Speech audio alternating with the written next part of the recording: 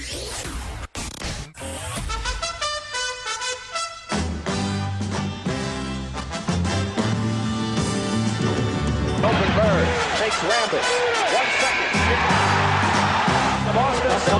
two, Michael falls, fires. Yo! Does it again! Takes it to midcourt. Kobe Bryant for the win. Bang! Beats Iverson against Tyronn Lue. Baseline right, he backs up. He got it again. He's way too good. He steps around Lue. Hello, bonjour et bienvenue à tous pour l'épisode numéro 6 du Hoopcast, votre dose hebdomadaire de NBA. Alain Mattei au micro, toujours très heureux de vous retrouver comme tous les mercredis. À ma droite, il est avec moi, Erwan Abotret pour le blog Are You Kidding Me. Salut Erwan. Salut Alain. À ma gauche, Thomas Dufont. Salut Thomas. Salut Alain. Toujours pour le blog Are You Kidding Me avec un U à la place du You. À la technique à côté de moi, Camille Saraben. Salut Camille. Au programme cette semaine, la course folle pour la dernière place en play-off à l'Ouest, le retour de Tony Parker, l'avenir de LeBron James. Côté débat, on va rebondir sur les propositions de George Karl qui propose de réduire la saison régulière et changer le format des play-offs. Nouveauté cette semaine avec un top 5 inédit, on a décidé d'innover, on va vous donner 5 bonnes raisons de cette semaine. 5 bonnes raisons de regarder jouer les Bobcats. Rien que pour ça, on vous conseille d'écouter la suite de l'émission. On a creusé. Côté invité, cette semaine, on va parler avec Kenny Grant du SLUC Nancy. Et puis, on terminera par les tops et les flops de chacun. La rafale d'actu. Encore une fois, gros programme, on n'attend pas. Et c'est parti. And now, on with the show. La course folle est lancée à l'ouest. Messieurs, les Lakers sont 8e, le Jazz est un match derrière et les Mavericks aussi. C'est parti, voilà, on a fait un peu dans le cliché, mais c'est le Wild Wild West. Crise de nerfs à Los Angeles, renaissance à Dallas, panique dans l'Utah. Messieurs, la conférence ouest donc, est toujours aussi dingue. On va commencer par les Lakers, forcément, ils sont 8e, allez, ils ont la main. Est-ce qu'il y a le feu à la maison ? Alors le feu non, parce que ça peut pas être pire que ce qu'ils ont connu au cœur de la saison, mais on a toujours du mal à savoir sur quel pied danser avec ces Lakers, capable d'aller gagner Indiana sans Kobe, et capable de se faire cueillir à domicile par Washington. Voilà, bon, même si en ce moment John Wall fait un peu les misères à tout le monde. C'est inquiétant de lâcher des matchs comme ça à domicile quand on sait que chaque match compte et que voilà, tu viens de le dire, il y a 3 équipes qui sont dans la course. Dallas revient de Don Cezou, donc voilà. Alors, on va y revenir, mais alors donc certains ont parlé de titre. Laissez-moi rire, a lancé Mike D'Antoni au sujet des Lakers. Je ne panique pas, je ne panique jamais, a en gros répondu Kobe Bryant. Donc pour vous, ils sont toujours en contrôle ou pas sur cette place de 8e ?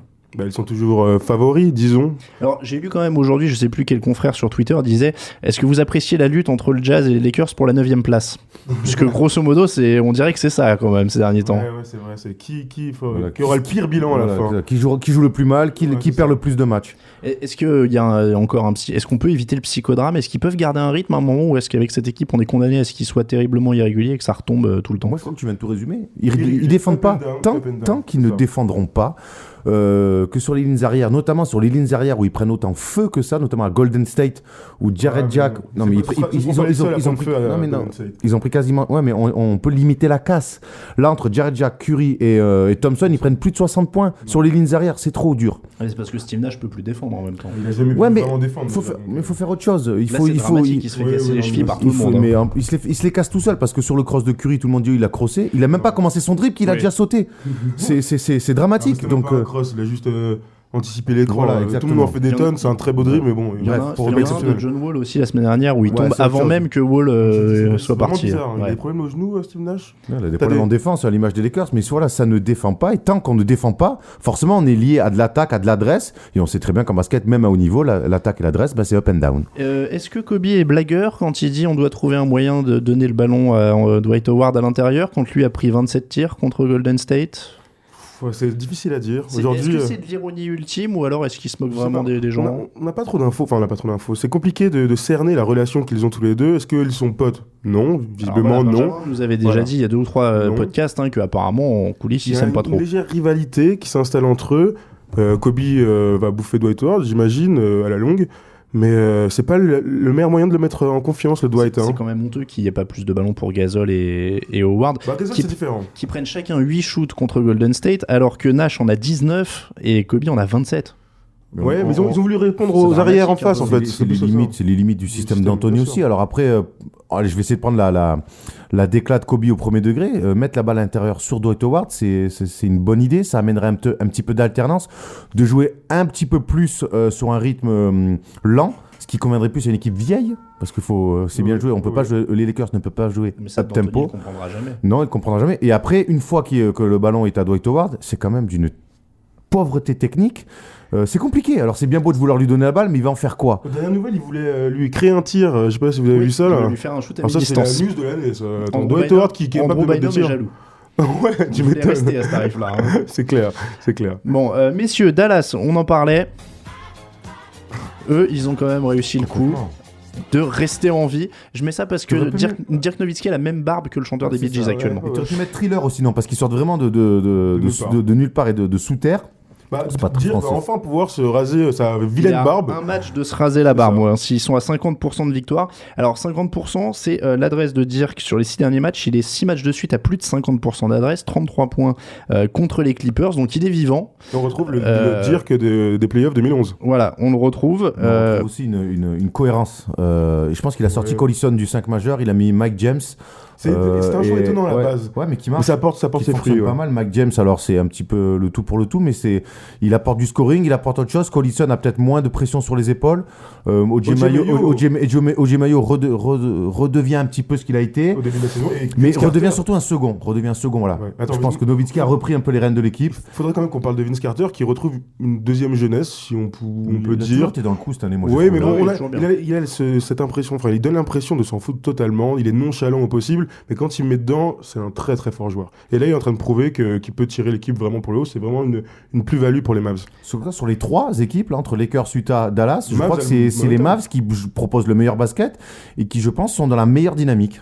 Ça, alors clairement, ouais. Alors on va le voir juste après. Je vais vous donner les calendriers. Le problème, c'est que eux ont le calendrier le plus difficile. Utah, brièvement, on n'en parle quasiment pas. Pourtant, donc ils sont à un match derrière les Lakers, à égalité avec les Mavericks. Est-ce qu'on n'en parle pas parce que justement, on sent que eux sont sur une dynamique tellement catastrophique qu'on se dit qu'il y a rien à faire. Il reste sur quoi 4 victoires sur les 16 derniers matchs, un truc comme ça. Ils se sont remis à gagner. Donc, ils mais se bon. sont remis à gagner. Alors, des matchs contre Philadelphie, notamment à C'est domicile. le retour de Mo Williams qui leur Mais fait un peu de bien. ça leur a pas fait du bien tout de suite, hein, mais ils se remettent à gagner. Mais par contre, voilà, je pense qu'ils ont lâché beaucoup de matchs déjà à domicile, ce qui est un petit peu leur point fort. Hein. C'est jamais facile d'aller jouer. Les Lakers sont bien placés pour le savoir à Salt Lake City. Ils en ont lâché un peu trop à mon goût. Pour moi, pour eux, c'est sur les trois, c'est déjà condamné. Alors on a entendu parler, je sais plus si c'était le coach d'ailleurs, qui disait qu'ils avaient tellement de free agents à la fin de la saison que ça commençait un peu à jouer pour sa pomme et que les mecs pensaient plus au chèque de cet été qu'à la qualif en playoff. Mais ils vont le payer, ça. Hein. Si c'est avéré que chacun joue pour son truc, évidemment qu'ils vont le payer. Tu peux pas gagner un match quand les 10 joueurs jouent chacun leur truc. de leur Raison de côté, quoi. plus pour laquelle ils auraient dû faire un échange à la trade deadline qu'on avait dit dans le premier épisode du Hoopcast. C'est vrai, t'as raison. Donc calendrier, allons-y. Dallas a le calendrier de la mort. Clippers, Pacers, Bulls, at Lakers, at Nuggets, at Kings, at Blazers, Suns, Nuggets, Hornets, Grizzlies, Hornets. Ça va se jouer aux Lakers déjà. Alors voilà, il y a Honnêtement. ce gros match contre les Lakers. Qui te double, hein. Ouais, qui tout double quasiment. Les Lakers, eux, à Minnesota, à Milwaukee, à Sacramento, Mavericks, Grizzlies, Clippers, Hornets, Blazers, Warriors, Spurs, Rockets. Très clairement, les Lakers, on va savoir tout de suite s'ils vont pouvoir accéder aux playoffs. Ils ont une semaine assez accessible, il va falloir assurer. C'est ça, ouais, il faut assurer cet enchaînement Timberwolves, Bucks, Kings C'est ça. qui est crucial. Et puis le Jazz, lui, C'est à Milwaukee. c'est à Milwaukee. C'est les trois en déplacement. Hein. Ouais, À pas facile, Minnesota, mais pas à facile, mais Milwaukee bon, et il faut à les prendre, Sacramento. Et puis enfin les Jazz qui jouent les Suns à Portland, Nets, Blazers, Nuggets, Hornets, à Golden State, Thunder, Timberwolves, at Timberwolves et chez les Grizzlies pour terminer la saison. Ouais. C'est pas facile non plus. Non hein. plus, c'est pas cadeau non plus. Donc pronostic, messieurs. Lequel une place pour 3.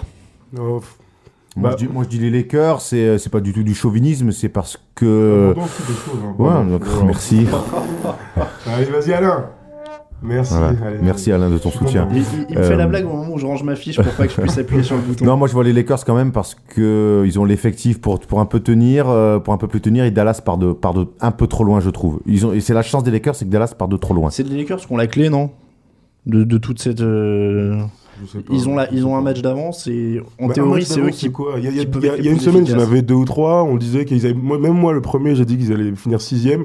Aujourd'hui, ils sont à. C'est fini, ça. T'as dit des choses comme ça? Ah ouais, je sais pas, c'était mon côté fou. Ah Moi, ouais. je pense.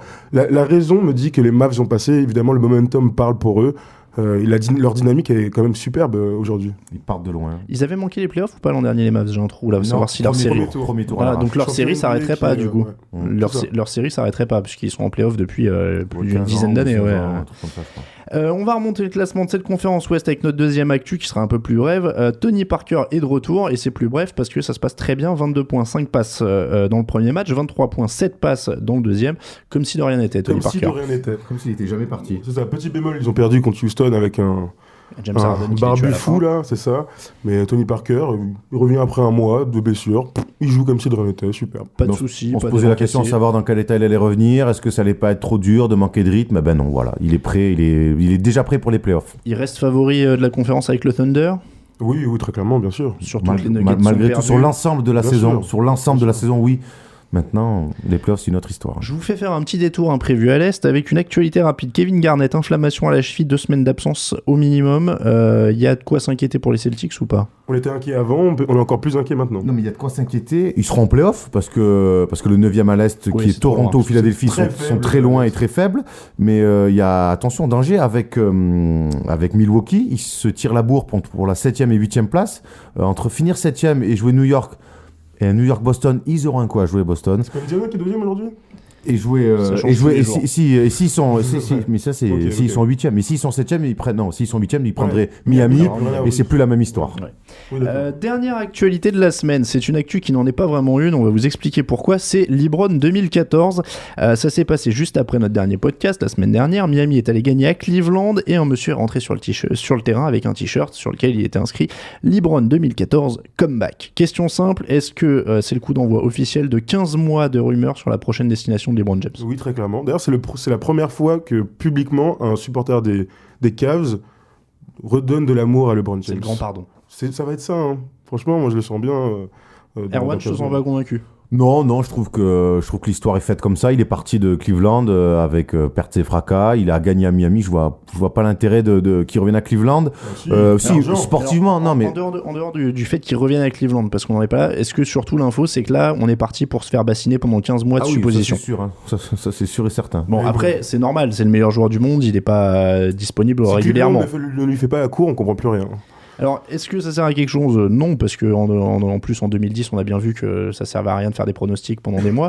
Ce que ça va changer quand même, alors, on le sait, il va être obligé, alors, pas obligé, mais il va quasiment assurément se libérer en 2014 parce que signer une extension, il pourrait pas rajouter des clauses où il peut se sortir du contrat. Enfin, il aura beaucoup plus de flexibilité en signant un nouveau contrat. Donc, dès l'an prochain, on va revivre 2009-2010. Et ce qui va être intéressant au final, c'est de voir quelles équipes vont bazarder leur effectif, vont mettre en l'air une saison pour l'espoir hypothétique de le signer, quoi. Moi, en tout cas, si j'étais une équipe faible, en tout cas médiocre, disons, je bazarde 2 ans pour rattraper LeBron James à 30 piges, hein, je te le dis. Mais tu l'auras pas. Non, tu l'auras pas. Tu l'auras Non, pas. tu l'auras LeBron pas. James, il faut lui proposer de jouer le titre tout de suite. Et le titre tout de suite. Surtout Alors d'être justement, compétitif. messieurs, est-ce que vous le voyez partir? On le fait une fois et on vous promet, on n'en parle plus jusqu'à 2014. Non, moi je ne vais pas partir. Je pense que Miami fera le choix de séparer d'un des deux autres. Très Tout clairement. va dépendre de l'état de santé de Wade aussi, non? Ouais. Même, c'est un enfant du pays, mais bon, c'est un business et au choix, moi je garde LeBron James. Hein. Erwan, ça Non, bouge, il ça partira bouge pas. Ou s'il part, c'est pas pour Cleveland en tout cas. Je la sens pas cette affaire. Moi, je sens que c'est Cleveland ou rien, de toute façon. De toute Ouais, façon, moi aussi, je suis s'il d'accord part, avec c'est toi. Ou alors Cleveland ou New rien, York, quoi. mais bon, c'est impossible avec tous les gros contrats. Enfin, un truc, un espèce d'énorme contrat publicitaire. Ça tu serait sais, dur avec de la le voir publicité et partir, de tout. toute façon, s'ils ont gagné 2 ou 3 titres. Ouais, c'est ça. Pourquoi pas aux Lakers? On n'a pas parlé de ça aux Lakers. C'est possible. L'après Kobe, ce serait vraiment étonnant. Ouais, mais Kobe partira pas, il va continuer après 2014. 47 ans. Mais oui. Voilà, allez, on a promis, on n'en reparle plus avant 2014, à moins qu'il fasse une grande C'est une drôle de annonce. promesse que tu fais. Hein. À moins qu'il fasse une grande annonce et qu'il dise lui-même, mais sinon on fera plus de suppositions. On passe au débat. We talking about practice, man. What are we talking about? Practice? We talking about practice, man.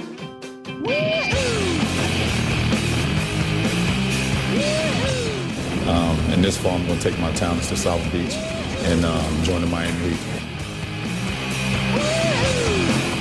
Ball fight. Tonight was a ball fight, man. Le débat de la semaine, c'est une révolution qu'on vous propose, une révolution proposée par George Karl, c'est pas vraiment nous qui la proposons.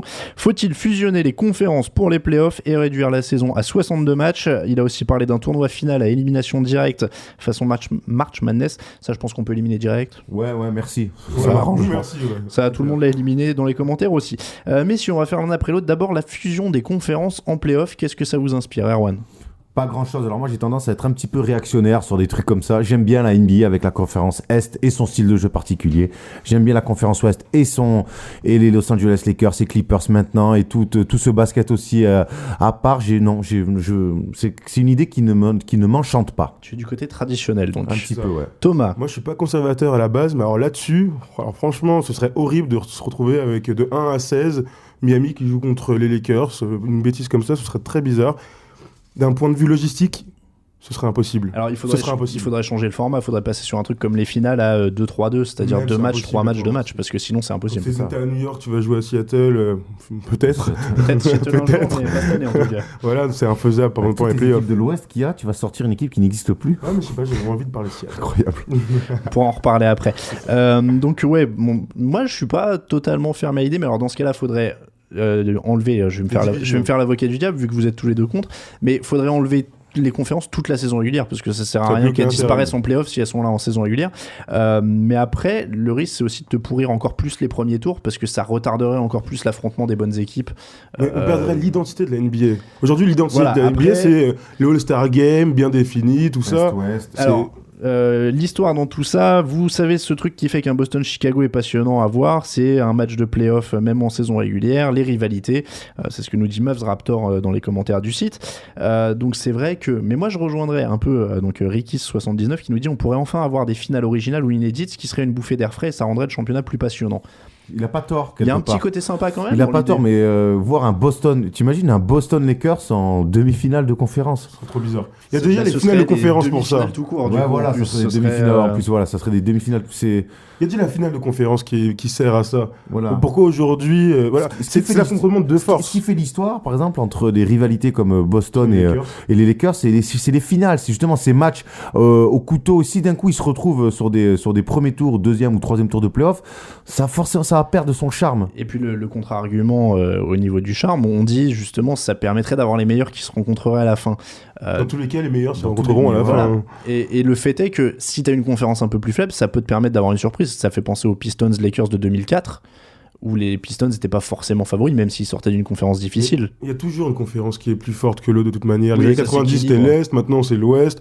Voilà, c'est par époque et aujourd'hui. Tu viens de piquer l'argument de Shaq Jordan qui disait Désolé, de Shaq 1988 à 1998, c'est l'Est qui pétait tout, depuis c'est l'Ouest. Mais ça changera. Regardez cette saison, c'est une des rares fois depuis longtemps que le 7e et 8e équipe de l'Est ne seraient pas totalement larguées si elles évoluaient dans la conférence Ouest. Ce qui est vrai aussi d'ailleurs. Oui, non, complètement. Après, et puis il faut pas oublier que le champion NBA reste à l'Est. Aujourd'hui, la conférence Ouest est bien plus forte, mais le vrai. champion NBA est à l'Est.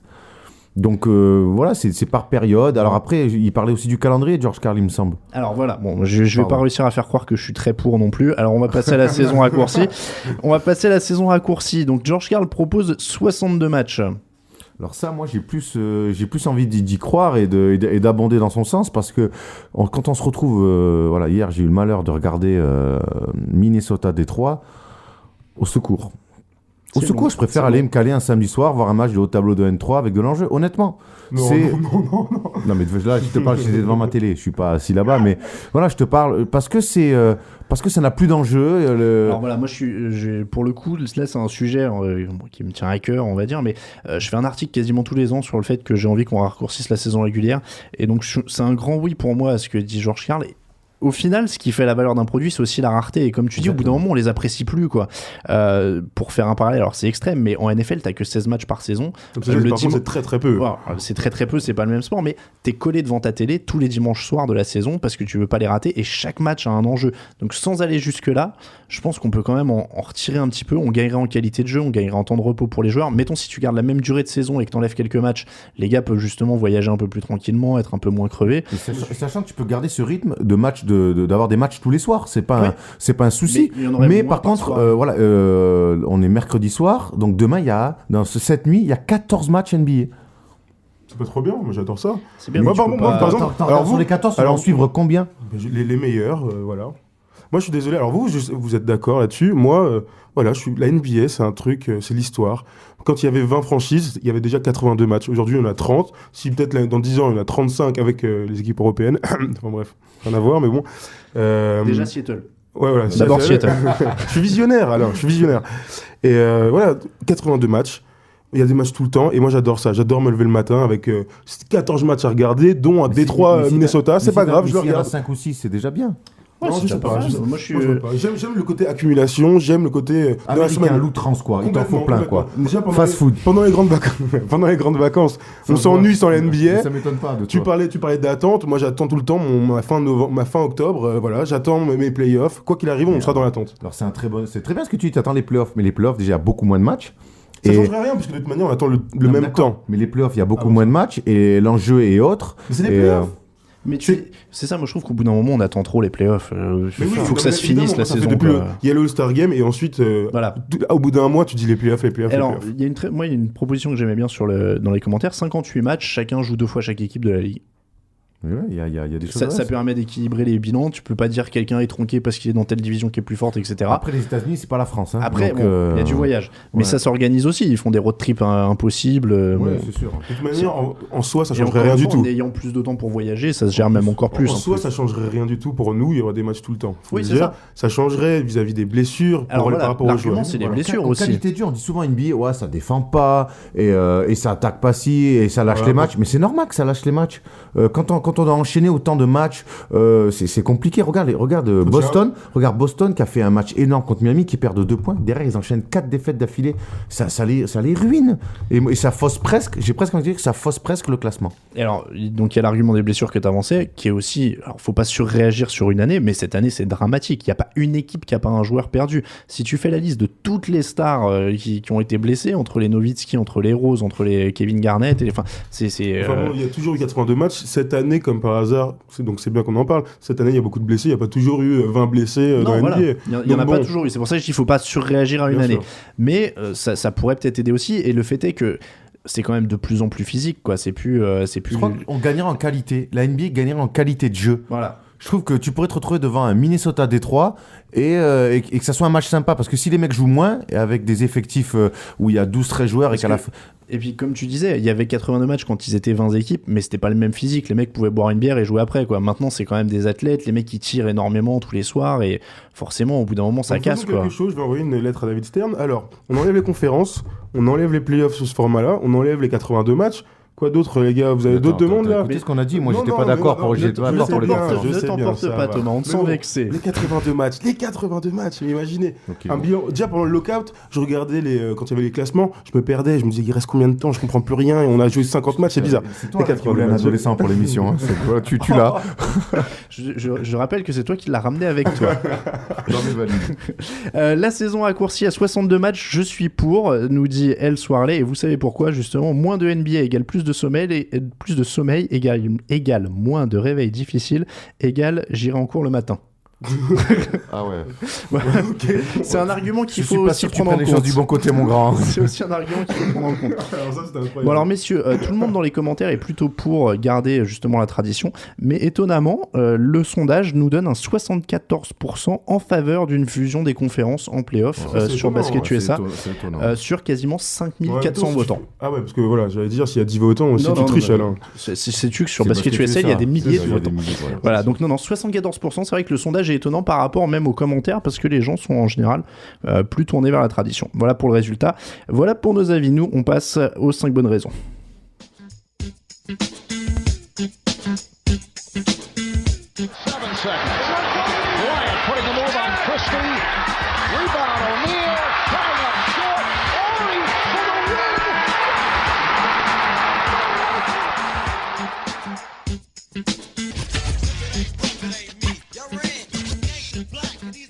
Messieurs, 16 victoires, 54 défaites, 93.1 par match en attaque, 102.9 points encaissés par match. Pas de vrai franchise player, pas de star, messieurs, les Charlotte Bobcats.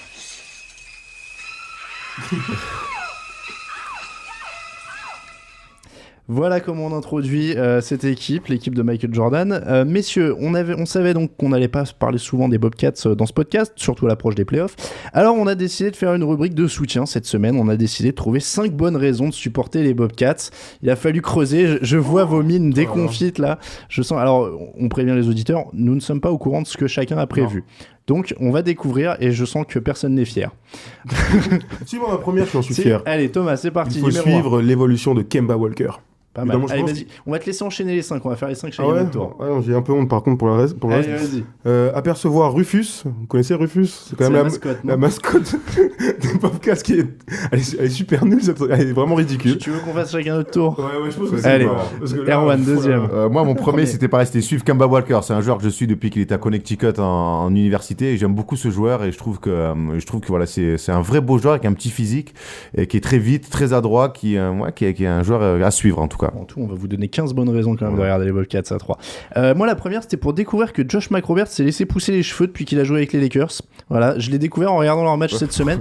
Et comme j'avais rien sur les autres, j'ai commencé doucement avec celle-là. Josh McRoberts, c'est dans le 5. Deuxième info. C'est vrai. Alors ça, c'est pas incroyable. Alors ça, c'est pas une raison, mais c'est une info. Mais bon, voilà, il a beaucoup plus de cheveux, ça le rajeunit un peu. Enfin, il y a un truc. Voilà, donc ça, c'était ma première raison de regarder les Bobcats. C'était pour découvrir la nouvelle coupe de Josh McRoberts.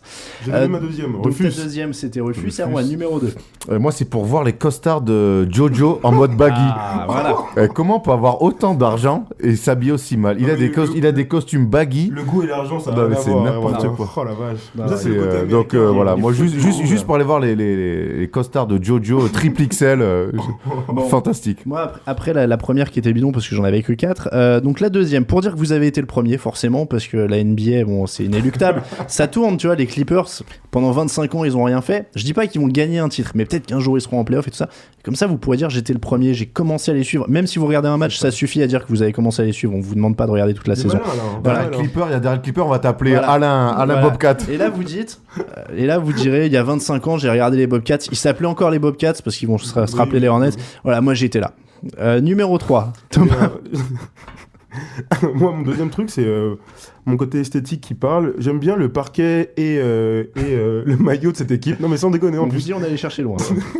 Sans déconner. Ils l'ont changé cette année. Et moi, j'aime bien ce logo chat sauvage. C'est dommage, Voilà. du coup, vu qu'ils vont redevenir Bah les ouais, Hornets. c'est vraiment dommage. Erwan, numéro 3. Alors, pour quelques highlights, alors je m'explique, attention, je m'explique. Oh là là. Parce que mine de rien, cette année, j'ai vu quelques dunks des Bobcats assez monstrueux. Gerald Anderson. Anderson, Michael Kidd-Gilchrist qui a mis un face sur Monroe monstrueux. C'est vrai. La semaine dernière, il y a Biombo, Bismack Biombo qui a mis un dunk monstrueux aussi. Donc voilà, avec eux, ils sont surprenants. Ils arrivent toujours à sortir un ou deux highlights, c'est assez incroyable. Eh ben Ils voilà. jouent au basket, quand à un moment donné, c'est joueur NBA. Merci, Moi, je vais Erwan. rebondir sur ce que tu as dit justement. Moi, mon troisième, c'était pour le goût de l'imprévu. Parce que tu vois, si tu regardes les Spurs, tu sais que le ballon il va tourner. Si tu regardes les Lakers, tu sais que Kobe il va croquer. Si tu regardes les Bobcats, tu sais pas ce qui va se passer. Tu vois, un ballon perdu, un mauvais tir réussi, un bon tir raté, tu sais pas, tout peut arriver. Tu vois. Donc ça, c'est quand même aussi le côté un peu imprévu. Je trouvais ça sympa. Thomas. Moi, pour moi, alors, mon numéro 4, c'est regarder un match de Bobcats, c'est l'assurance de voir des points. Sachant que c'est la dernière équipe, il y a moyen que l'autre équipe en mette 120. C'est vrai. Donc c'est sûr, tu verras un match offensif. Bon, jamais du bon côté, quoi. Par contre. Erwan, numéro 4. Moi, regarder les Bobcats, je me dis que j'aurais peut-être une chance de jouer NBA. Tu vois, c'est mon rêve que j'ai enterré quand j'avais 14 ans. Je me dis, tu vois, quand je regarde les Bobcats, je me dis, putain, merde, je pourrais peut-être me remettre dans le coup. Erwan, il est illuminé quand tu regardes les Bobcats. C'est un peu ça. Bon, bah pour moi, c'était la quatrième, c'était pour voir les autres équipes jouer. Parce qu'en fait, non mais alors, j'ai testé. Personnellement, j'ai testé avec le Charlotte-Détroit de dimanche. Je me suis mis devant. Et bah, au bout de 10 minutes, j'ai remarqué que je regardais plus les Bobcats et que j'étais que concentré sur les progrès de Greg Monroe, José Calderon, Brandon Knight. Et donc, en fait, si tu veux bien te concentrer sur une équipe en particulier, tu choisis le match qui joue contre les Bobcats parce que tu sais que tu vas te déconnecter de l'équipe adverse, tu vois, au bout d'un moment. Mais c'est vrai, moi, je suis d'accord avec toi, je les ai vus jouer, je sais plus contre qui récemment, mais c'est horrible. Non, mais c'est vraiment. Je sais pas, c'est horrible. Il y a ton pote, le coach là. Comment il s'appelle? Dunlap. On sait pas d'où il sort, le tennisman là. Ouais, on sait pas qui des pneus avant, je crois.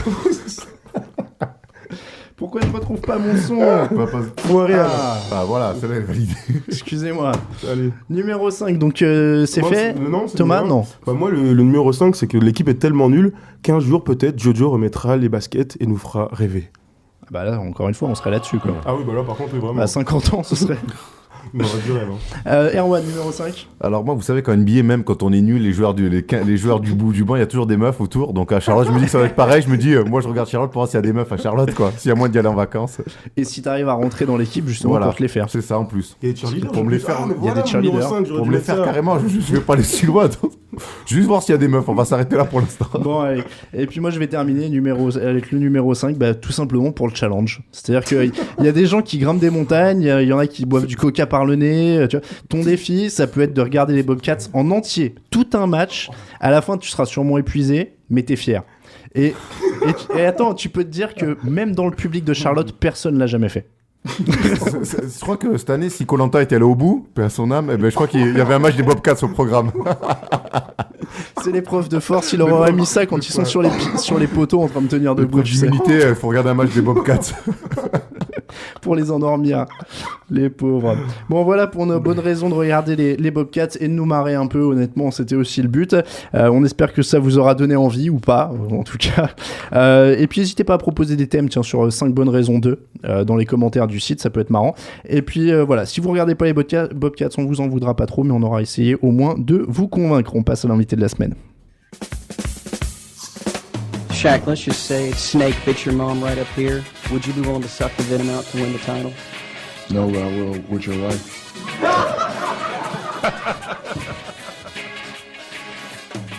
Revolution rock. It is a brand new rock. A bad rock. This here revolution rock. Be careful how you. Notre invité de la semaine, cette semaine, il joue à Nancy, au SLUC, il a 31 ans, allez on va faire dans les détails, il s'appelle Kenny Grant, bienvenue Kenny, bonjour. Oui, bonjour, merci. Merci d'être avec nous pour ce Hoopcast numéro 6. Joueur de Pro A, mais tu as côtoyé pas mal de Français, on va parler un peu d'abord des Français de la NBA. On sait que tu as joué avec Nicolas Batum notamment, impressionné un peu par sa progression cette année? Oui, il joue extrêmement bien. Il a vraiment la confiance du coach là-bas à Portland. Au début de la saison, c'était un peu où est-ce qu'il va jouer l'année prochaine avec Minnesota ou Portland, mais je sais qu'il est content d'être revenu à Portland. Je sais qu'il disait qu'il se plaisait beaucoup là-bas. Mais bon, malheureusement, l'équipe ne gagne pas assez qu'il aurait voulu ou qu'on pense qu'ils peuvent faire. Mais la West Coast, elle est assez dure quand même cette année. Kenny, justement, toi, t'as côtoyé Nicolas Batum avant qu'il reparte après le lockout. Toi, quand tu l'avais connu, est-ce que ça te surprend de le voir comme ça cette année à ce niveau-là quand même? Parce certains avaient des doutes sur sa capacité à assumer un gros contrat. Et finalement, il a répondu plus que bien à ses attentes.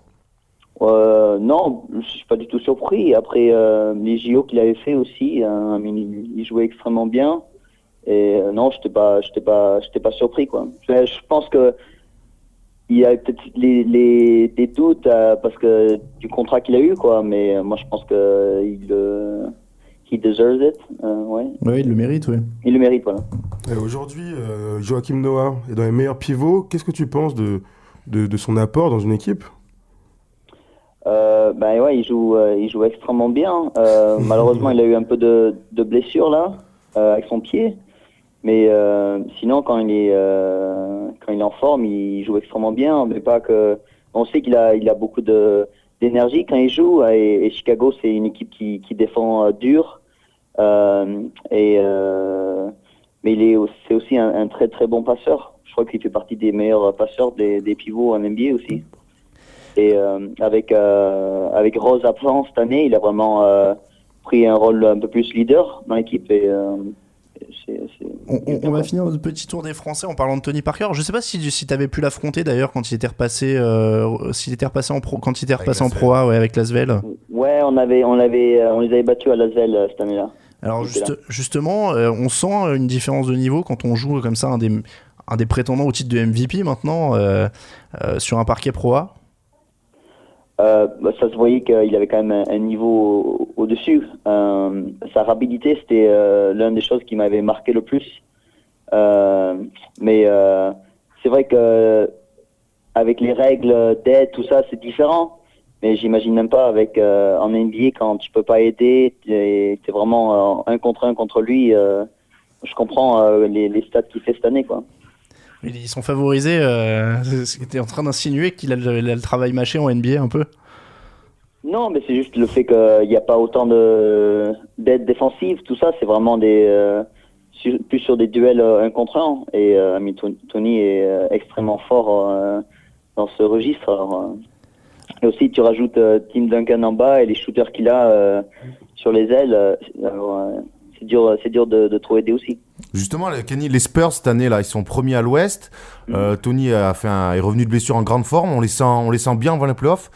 Tu les vois champions, toi, ou peut-être une autre équipe? C'est quoi ton favori pour le titre? Moi, je pense toujours que San Antonio fait partie des prétendants au titre. Bien sûr, avec Miami qui a gagné 27 ou 28 à la suite, là. 27, ouais. Ouais, 27, ouais. C'est sûr que, je dirais, ils sont favoris, puisque le fait qu'ils ont le meilleur record de la saison pour l'instant, et c'est les champions en titre.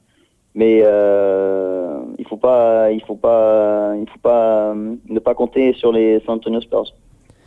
Un mot sur les Knicks. On sait que tu es originaire de New York. Ça va un petit peu mieux ces derniers temps. Tu penses que ça peut jouer les troubles faits et titiller un peu Miami à l'Est? Oui, je pense qu'ils avaient commencé la saison extrêmement bien. Ils shootaient le ballon extrêmement bien à 3 points et ils faisaient pas du tout de balles perdues. Et après, ils ont eu une petite période où ils shootaient moins bien et ils contrôlaient moins bien la balle. Tout ça, c'est quand ils ont commencé à perdre. Après, ils ont un peu de blessures là avec Amaré et Carmelo. Mais là, je viens de finir le match d'hier soir contre Boston et ils avaient l'air pas mal.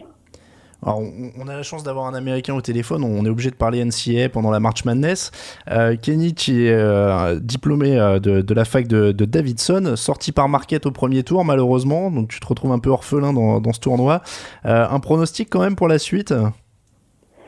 De Davidson, ils ont extrêmement bien joué. Le premier match, je pensais qu'ils allaient gagner. Je crois qu'ils étaient à plus 6 à 1 minute de la fin.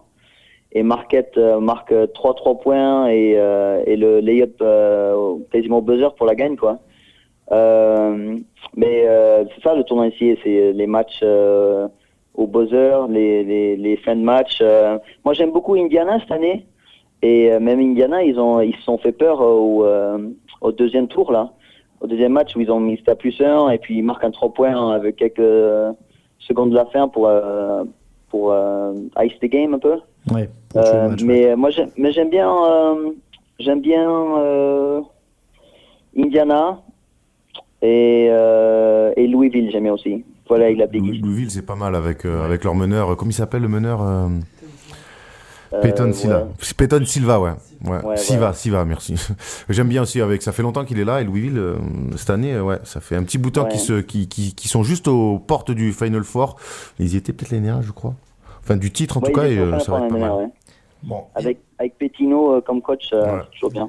Indiana ou Louisville alors. Merci beaucoup Kenny Grant en tout cas pour cette interview. Erwan, un mot à dire. Je sais que Kenny, ton joueur préféré c'est Matt Bonner. Tu suis un petit peu son évolution cette année? Ouais, il est bien là. Le Red Rocket. Okay, merci Kenny. Merci beaucoup et puis bonne continuation avec Nancy. Ouais, de rien.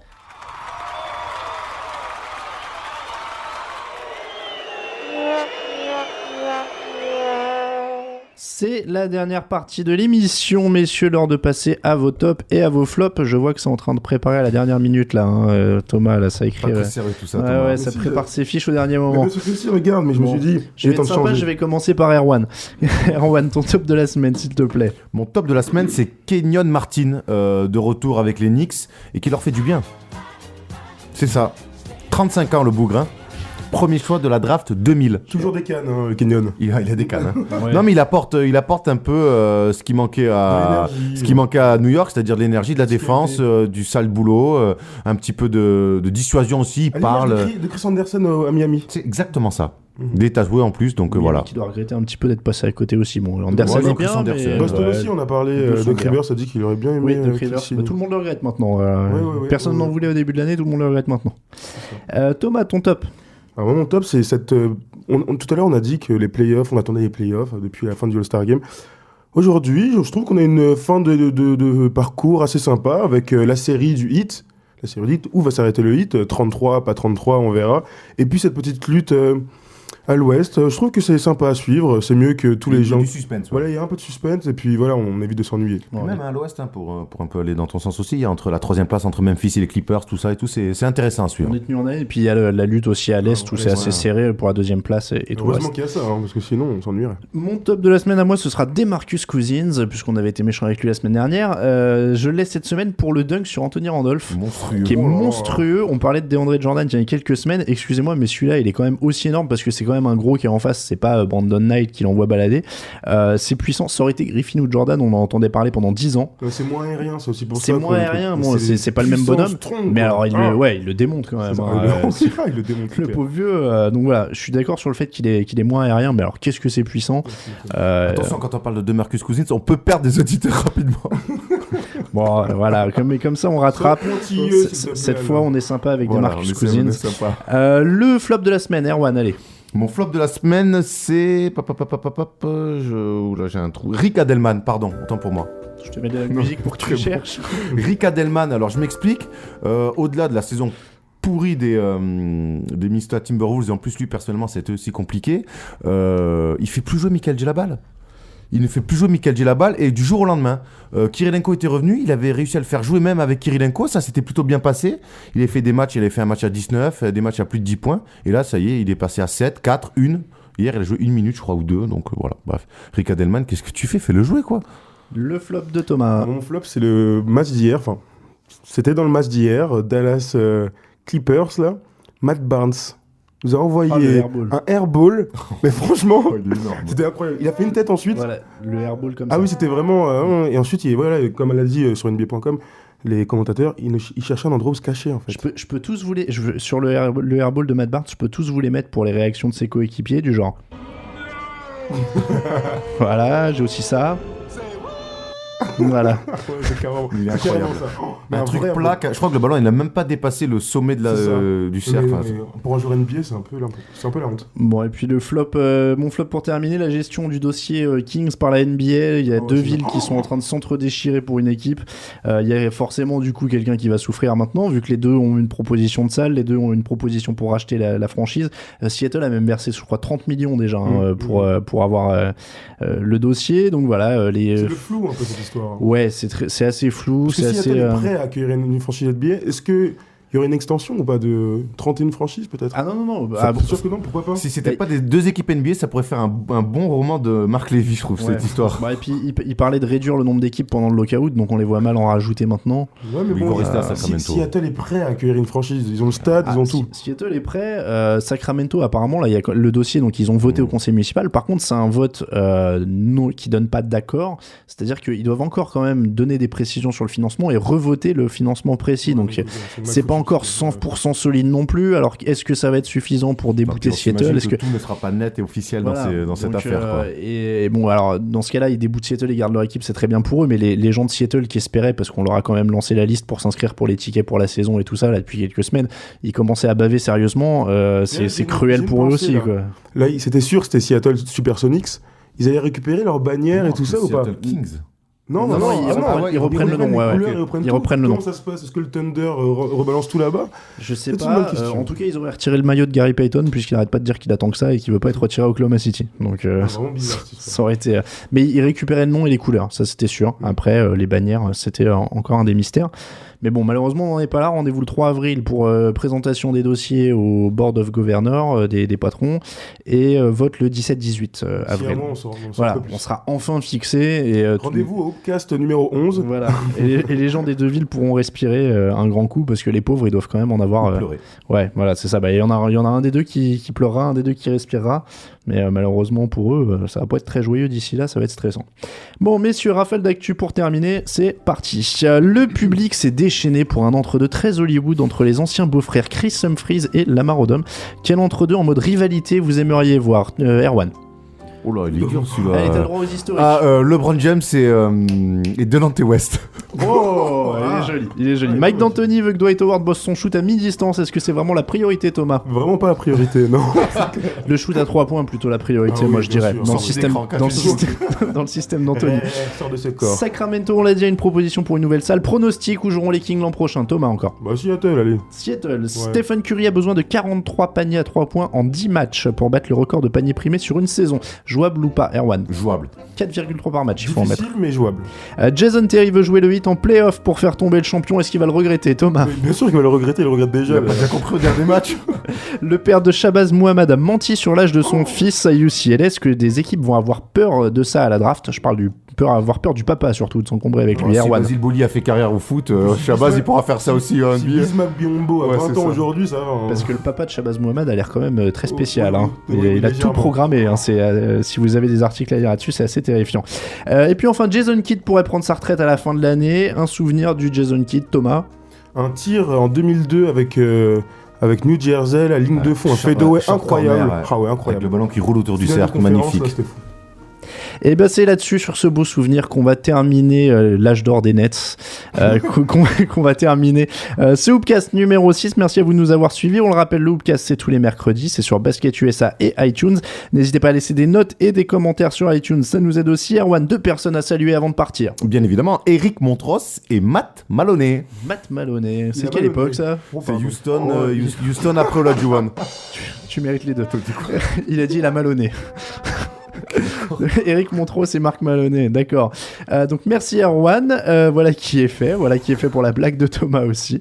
On rappelle qu'on vous retrouve sur areyoukiddingme.com avec un U à la place du Avec you, l'humour de Thomas. avec l'humour de Thomas. Moi on va perdre des gens là. Merci donc Erwan Aboutrette, Thomas Dufan. Moi c'était Alain Maté, vous me retrouvez sur Basket USA et basketblog.fr et touchdownactu.com si vous aimez la NFL. On se retrouve tous dans une semaine. Très bonne semaine à tous et très bon match à tous. Ciao ciao.